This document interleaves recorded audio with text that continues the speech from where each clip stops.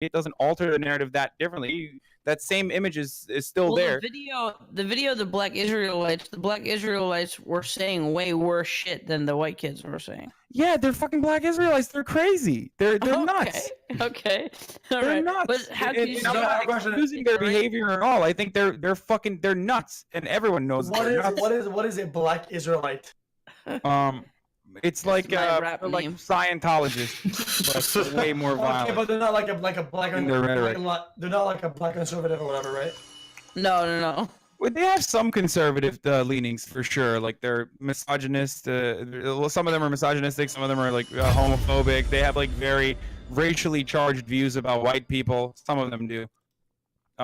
It's Kanye. Kanye's like a black Israelite. I don't know. That's the best example. Wait, who is? Kanye is a very popular example of it, and probably not as Kanye? like. Yes. Is a black Israelite? Wait, what? No, not Kanye West. Kanye Ashandu. It's this other guy. Never mind. Oh, okay. Oh, I thought Kanye West too. I'm fucking totally fucking. No, Andy was joking. I was talking about Kanye West. Okay. Anyway, we can talk more about this off stream if you want, Destiny. But we need to bring. Wait, you think Kanye West is considered a black Israelite? Wait, what does that mean? I'm saying that Kanye West, at one point in time, like when he was at the peak of his mental breakdown, was spreading black Israelite messaging to his close friends, talking about what? When they pulled him off of the tour. Yes. The P.D. Pablo tour, whatever it was. Or sorry, St. Pablo tour. No. When he was this was like a couple months ago. Oh, okay. Sorry, I didn't realize that.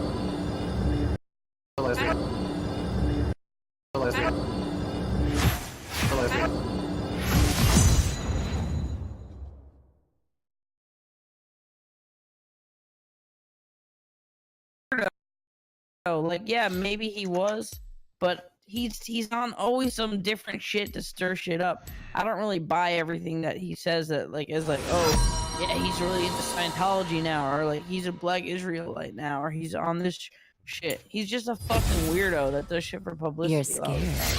Yeah, I don't buy that he's actually going on the Joe Rogan show either. God damn it. Sitting here waiting by the YouTubes. Anyway, we got too caught up in the black Israelite shit though. Some people even consider it like black supremacists like a hate group as well. Anyway, look, don't get too caught up on the Kanye West thing. I was just trying to fucking point to a frame of reference for everyone. I think we need to bring someone like. Here's a problem. Everyone keeps complaining to me every week to bring in someone from the right, but here's the issue. I don't want to make this into like everyone from the right. No offense, so far from what I've met on Twitch, it's like. They're ready for a fucking like CNN Fox News debate with their fucking red fucking bow tie, and they're sitting there waiting for questions. Like, if you guys can find me a personality that has right view beliefs, I will bring them on. Okay, someone that can mesh with us. I'm not gonna bring someone on that has a goddamn fucking spelling bee fucking vocabulary that's when. What about Lyric? Lyric. Right. I've never seen him. I don't know. He doesn't have a webcam. I did not say white. I said right. I think he's buying a webcam. No, I don't know. I'm just showing. XQC, what did you say? Moving on. Okay. How do you turn on a PS4? I literally don't know how to turn this thing on. I've been looking at this thing for 10 minutes. There's like a hidden button. You have to run your fingers all around it. Like one of those slits under one of those slots. So annoying. Show it to us. Oh, I found it. Anyways, they actually make them harder and harder to turn on with each generation. Yeah, the buttons are so fucking annoying. Let's move on to the next topic here. I really want to talk about let's bring in a lighter topic here for the other boys to talk about, and then we'll bring up the Chris Brown and Johnny Depp, and I'll tie it into what I've been talking about the last 2 months. I know it's boring and it's repetitive to talk about this, quote unquote sensitive stuff, but I do want to talk about this. There's new evidence that's come to light, and I think it's very important to talk about how that Congress. Is she a congresswoman? I think she's a congresswoman, and she was supporting, the U.S. congresswoman Alexandria Cortez helped the Twitch streamer H Bomber guy raise $340,000 plus a transgender nonprofit. Like, how that is huge. I mean, a congresswoman Okay, let's be fair. She didn't do a significant portion of that money yes, raising. right. It was mostly H-Bomber guy. She just showed up, but it was dope that she did. Yes, true. That's exactly right. I was actually reviewing the video when he did. I will raise be the that. It was best. actually insane, and hearts and chat for that guy. Positive energy, good for him. But isn't it unreal? What avenues Twitch is hitting? Where congressmen are retweeting Twitch. Are retweeting Twitch. They're retweeting Twitch streamers. It's getting to a point where everyone's getting involved. I mean, Drake Bell is streaming on Twitch. We have Danny Brown, we have Andy here. We have huge people just coming on. And Sam Piker from the Young Turks, dude. I'm right here, dude. XQC, the face of just flew in, Overwatch. yo. XQC, the face of Overwatch with his juicing shirt. We have And he still Hassan got a from the Young Christmas tree. Turks here. We have Gutex. We have Steven Bonnell. The rival, The born rival of Benton Shapiro himself. I mean, we have we're hitting crazy avenues. I mean, in 10 years, where do you guys see this? Is this going to be just it's already taken over TV. I'd say it's better than TV. I think a lot of people don't even, in this chat, how many of you guys have TV? How many of you guys watch it? Or how many of you guys just watch Twitch? I mean, I talk to a lot of people in my Discord, and a lot of them don't even have cable. They just watch fucking Twitch. You know what? You know how it's really. This is kind of off topic, but we were just talking about a Twitch rant and how big it's going to be. So I guess it's on topic. But you know how it's kind of really hard if you want to produce money and get subs and all that stuff. If you want to just do kind of like a nice show that's only an hour long on Twitch that has a lot of setup. A lot of people don't seem to see the value in it because you're not really making a bunch of money, and it's way more effort than just doing a normal stream. Yep. Well, I mean, look at Raj's stream. Let me just finish my thought. Oh, yeah. If Twitch keeps getting bigger and bigger and bigger with bigger advertisements, and say it's competing with something like Netflix, maybe there's a way to get budgets from the company if it's doing so well, and they could put money into stuff where we're still doing a live thing. We can still talk to chat, but it could be kind of funded by the company because they see the value in funded by Twitch. Yeah, we'll say instead of having 10 or 20,000 viewers, if it was a produced show and it was on the front page and it was advertised, it could maybe get say 100 or 200,000, and with the advertisement and stuff, you could justify the cost of a budgeted produced show. I'm just talking about future stuff, they're already putting that. I think in the forward. But would people watch a produced show? Would people engage with it? I feel like engagement is a massive part of Twitch. My stream is fairly scuffed in comparison to a lot of other Twitch streamers, and so is Train's, obviously. I think there are two ways to do it. You could do it. Still pulls in a fuckload of viewers, right? Yeah, I think there are two ways to do it. You could do a produced show where it would feel weird talking to chat, or you could have a fucking David Letterman show with big celebrity guests and a whole audience, but you actually are still looking at chat and talking to chat and taking questions from chat. I think you can still incorporate it if you wanted to. I honestly think, and I've been talking about this for I think 2 years now, a year and a half, and I've been talking with a lot of people. I mean, and I think this would actually hit. Okay, imagine taking XQC, myself, Greek, Andy, Destiny, Hassan, everyone in here, putting them into a house, and then the equal amount of the opposite gender, a Jersey Shore type scuffed IRL stream of the daily people in this chat. That they might be too egotistical to admit that would be good, but I'm telling you that would be so just that show. I'm telling you, would be crazy just to see the ins and outs, the dramas. So just to play devil's. You're an Ice Poseidon. Well, yeah, but I think you're missing the point.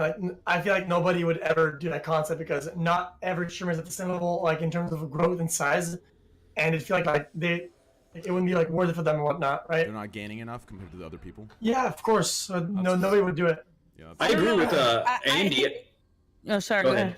I think Andy's idea is great, but if you look at the projection of YouTube, it kind of went that route with YouTube Red or some YouTubers back in the day. One YouTube star, 2007 or something, they started to make a lot more money, and so by 2010, 12, and now they have fancy sets and they all have all these things. Some of my friends are fairly big on YouTube. The Just Kidding comedy group. I don't know if you guys know them, but I know those guys. Yeah, those are good. Yeah. So Bart's one of my best friends, and they started kind of scuffed like this, and they have Just Kidding News, and sit down in front of 2 cameras and they just talk, and then they edit it up, whatever. They got a fancy set, Andy. It was sick. It literally looked just like David Letterman's. They spent a ton of money on it, and they were going to build a TV show out of it, potentially put it on YouTube, potentially sell it. And their viewers on YouTube kind of rejected it. They're like, this looks too gloss, this looks too whatever. And that's why I still do YouTube, but that's personally why I moved to Twitch, is because it feels more authentic, it feels more organic, and there's some kind of balance between being produced and having good quality and still remaining the same. YouTube Red, same idea as YouTube and companies come together and they'll, hey, we want Andy to star in this skit. Here's our money. Agree.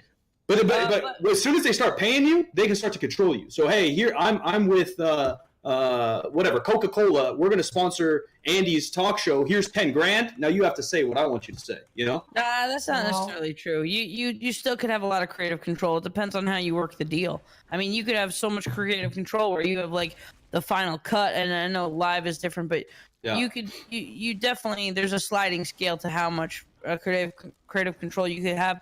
Also, I think I totally see your point, and when you kind of Hollywoodize a lot of the like rustic feeling cool shows that people feel like warm and cozy watching, and now they're just kind of feel like a little bit cold in Hollywood and all the lights and cameras.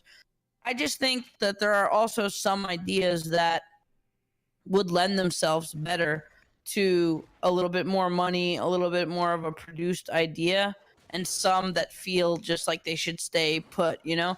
Yeah, I think the best way is for the user to collaborate, kind of like Trainwreck's talking about, with our money and our resources. As soon as you get like Twitch involved, even though Twitch is super cool, but hypothetically, or big companies, I think it starts to get weird. And then you have Kevin Hart all over the front page of YouTube next to Jimmy Kimmel, and where all the YouTubers that I used to like to watch organically find. I wasn't referring to. I wasn't referring to like a crazy Jersey Shore type of trashy sex and weird shit like YouTube. No, content. of course not. I was referring to like about offline TV, but Papega style. You know what I mean? Like I listen. A lot of the offline TV people, they're my friends. They're cool dudes. They're classy. They're positive vibes. But imagine putting a little Papega overtone in that house.